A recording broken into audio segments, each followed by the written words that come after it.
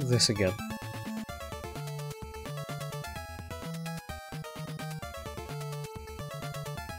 Castlevania III. Dracula's Curse. Fuck. I now see why Simon had to go on such a goddamn journey in 2. Because if this is the Curse of Dracula, goddamn did Simon come off easy. Death is a fucking upgrade. World of this game? I don't know whether to give it a 10 because it is perfectly designed to fuck you over, or a 0 because it's perfectly designed to fuck you over.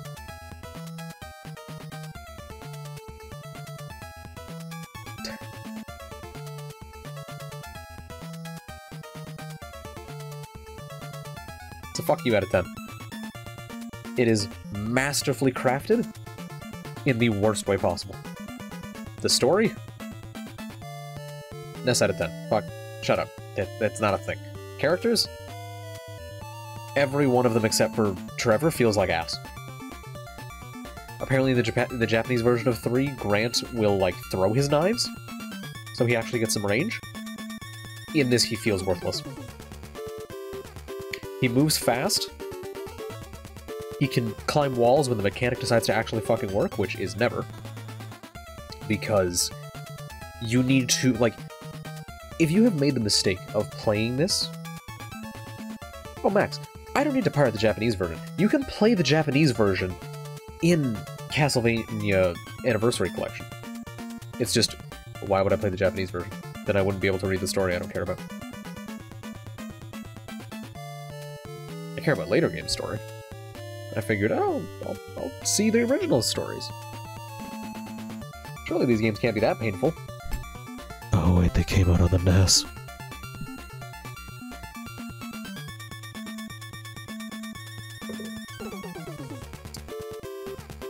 Yeah, like Grant... Maybe in the Japanese version Grant's great, but taking more damage and having a shittier attack is too big a downside to use it. I see no value in Grant. Like, I'm trying to picture fighting the final boss with Grant, and... What, you throw knives at him? Is that what you do? I don't see that working. You pick Sifa, and, like... I think she moves about the same as Trevor. She can get access to spells, but she can also just use regular sub-weapons anyway.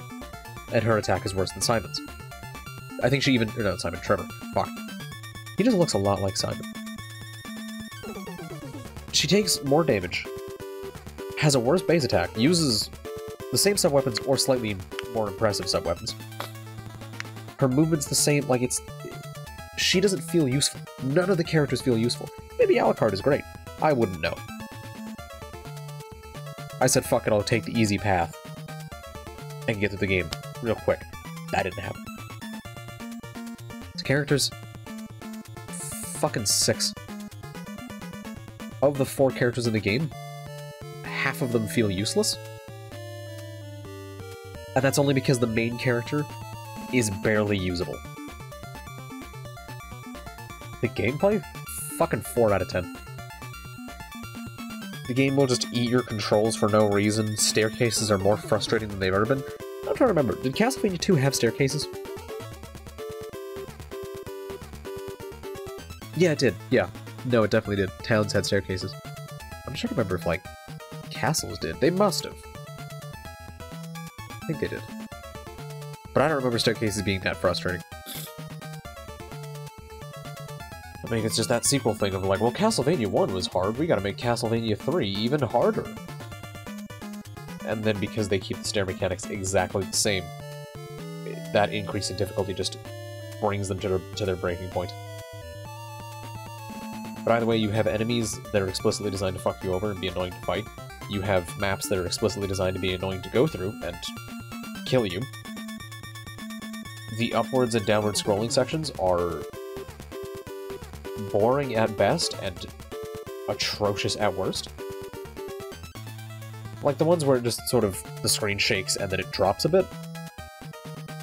The fact that enemies can just appear on top of you is offensive. Because the game doesn't even attempt to show, like, half the enemy and let you know, oh man, there's gonna be an enemy there. It's just like, you can step up here, and you can walk around here just fine. Oh, we pulled it down a little bit. Here's an enemy. Except, Max, here's the thing. In Dark Souls, when the game puts an enemy around a corner who backstabs you, if you check that corner, you can see him. He doesn't just appear on top of you and backstab you. If you pay horrifying amounts of attention in a Dark Souls game, you can see the traps coming. When you're in Sen's Fortress, which is generally considered one of the worst areas of Dark Souls 1, you can see the tiles on the floor, like the raised pressure plates that activate traps. You can see the giant swinging axes that are going to hit you and knock you off and instantly kill you. And, you know, when I die in Dark Souls, yes, I get sent back to the bonfire, but I don't have to fight Medusa heads again. I don't have to go through a section where 5 flea men get dropped on me at once.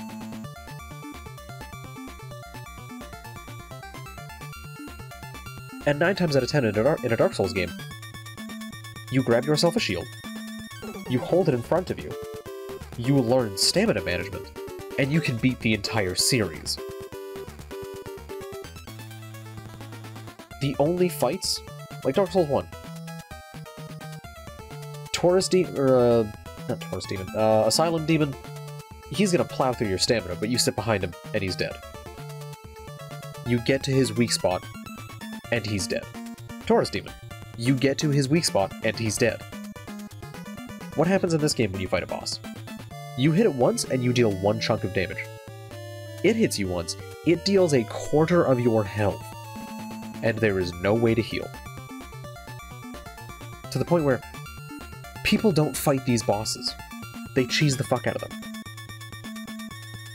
I have no idea how the fuck you're supposed to fight the doppelganger. What I do know is, the axe is the best sub-weapon. I have an idea of how you're supposed to fight each phase of Dracula. The only one I've legitimately fought, I'd say, is the second one. The first one I've axe spammed to death. Yeah, shut up, game. Okay, that is actually very annoying. Ah, shit. I decided to load a save, and it has put me directly in view of enemies. You know what? I found it. There we go. Alright. I appear to have swapped characters by pressing Alt. Who the fuck binds a NES game to Alt? Anyways. What was I talking about? Right, phases of Dracula. Phase 1 I axed, Phase 3 I axed. I don't know how to fight those phases. I have ideas of how to fight them, but I don't care to because they're fucking awful. What else? The game making you fight the same bosses 3 times is offensive. Because it's not even them attempting to mix in bosses as, like, lesser enemies later on, which is the classic Metroidvania thing. Dark Souls does it, Metroid does it, Castlevania does it later on. It's not even doing that. It's going, you've killed this boss. You have shown that you can get past it. You have cleared the encounter. Either you learned the lessons you needed to learn to fight it, or you got lucky. Do it again. Twice. This mic's falling off the fucking thing I'm not attached to. As it turns out, a shitty wooden table is not designed to have a mic clamped to it. Oh, dude. Get on there. There we go. Yeah, just get that. Beautiful. Just destroy that table some more. That's what I love to see. Perfect. Alright. So just... I feel like Castlevania 1 might have been such a fine balance of go fuck yourself and actual legitimate design. Like, intentional design to where this is a challenge but you can get past it. I don't believe for a second that outside of, like, speedrunners and people who've been playing this game for the past 20 years, and, like, kids who had this game, who got this game for Christmas, and it was the only game they had, I refuse to believe that people actually get through this game without game overing.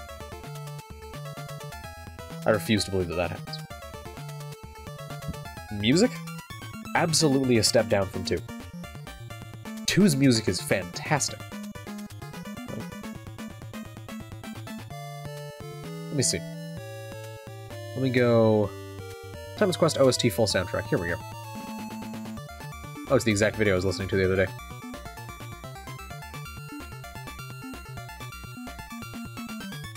So where is... There it is. Alright.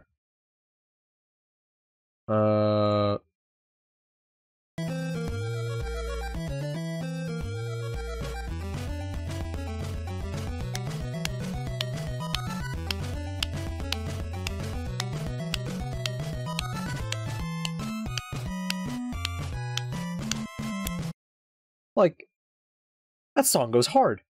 It's the first song!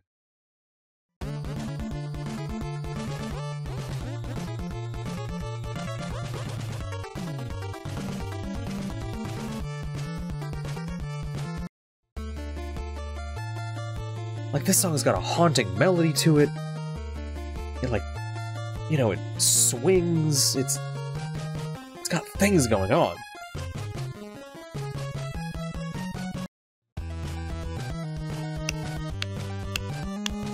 This might just be Monster Dance again, I can't tell. Oh, I think it's got, like, weird shifts to it. That's good. This might be the weakest song. Because it's basically just this.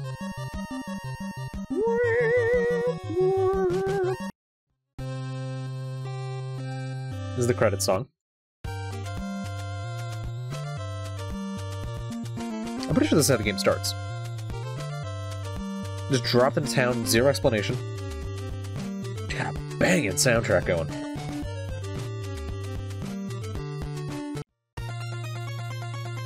And then the classic, Bloody Tears. You fucking kidding me?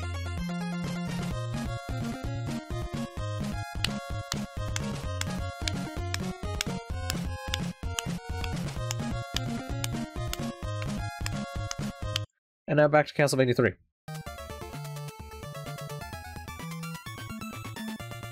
It just feels flatter. Which is weird because it's the exact same fucking system. I'm changing characters again. So the music, like, 5 out of 10. It's good, but it's a massive step down from 2, and it's just fairly standard, like, NES chiptune music at this point. Length?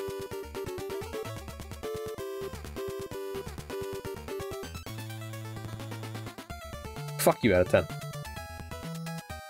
Game gives you this big-ass map, and it's like, oh, you know, it's like, take your path around, do whatever you want to do. Go whatever route you want to go. And you reach the castle, and you're like, okay, this is going to be the final stage. Oh, look, it's Castlevania 1 again. But we've turned the fuck you up to 11. And my mic is falling off again. I know exactly why it's falling off, too. Because this stand is a piece of shit. And it doesn't turn anymore. Because I've somehow broken it. Probably from it falling over, which it has done several times.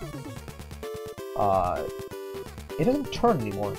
So when I'm turning it, I'm just sliding it off of the thing it's on. What was your favorite part of Corey talking about Castlevania 3? It was when he fixed his bike for a long time.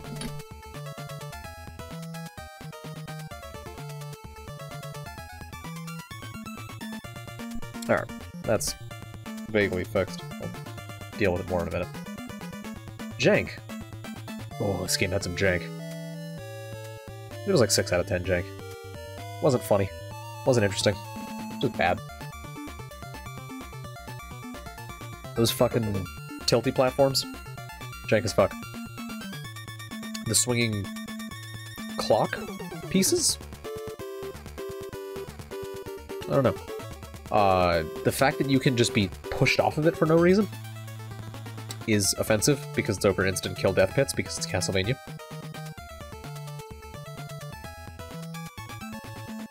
And even just the controls feel jank, where it's like, oh, are you crouched? Congrats, you cannot turn the other way. You cannot just...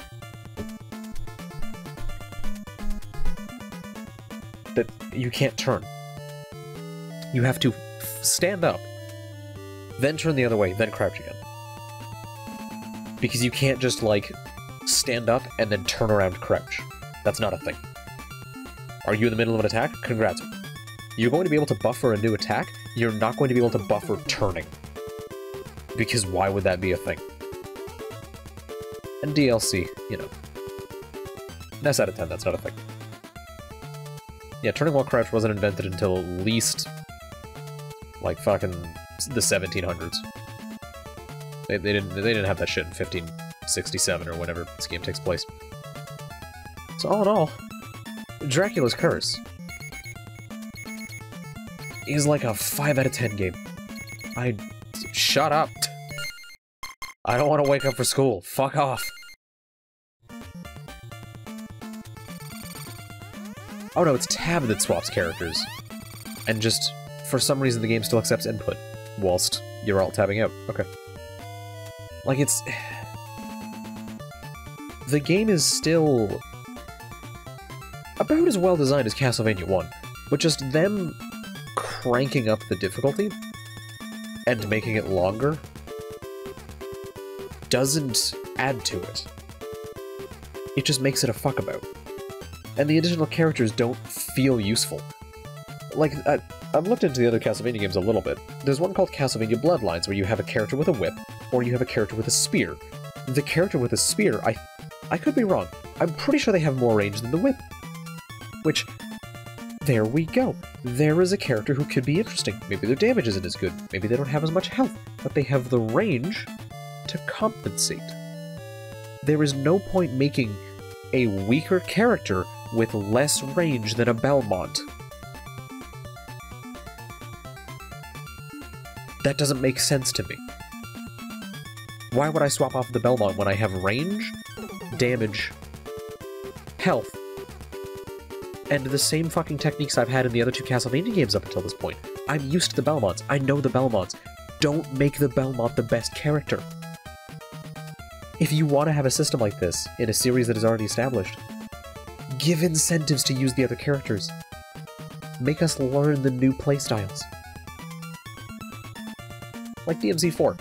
I don't know whether Nero's better than Dante. I doubt he is. But I imagine Nero is at least fun and interesting and has unique mechanics that make you want to play as him. And also they force you to play as him. If he was just complete dog shit, nobody would ever play about him. Nobody would care about him. He wouldn't matter. And instead, they had Dante, who was Dante. You had the usual rebellion things, you have the usual styles you can switch between, you have the usual guns, but then they put in Nero, and they changed things about him, and they made him different and unique, and he had his own mechanics that were interesting. Again, never played DMC4. I don't know what I'm talking about. I'm just a nerd on the internet. But yeah, ultimately, I fucking hate Castlevania 3. Holy shit. After 2, it is old, stale garbage. Because 1 was like, oh man, this is neat. You know, kind of linear, fight some monsters, kill Dracula. And then 2 completely changes it up. What do we do for 3? Let's just make the same game as 1 again, but make it worse. But you can have people, and they don't do anything because they're fucking terrible. God, what a good idea. Ugh. Ugh.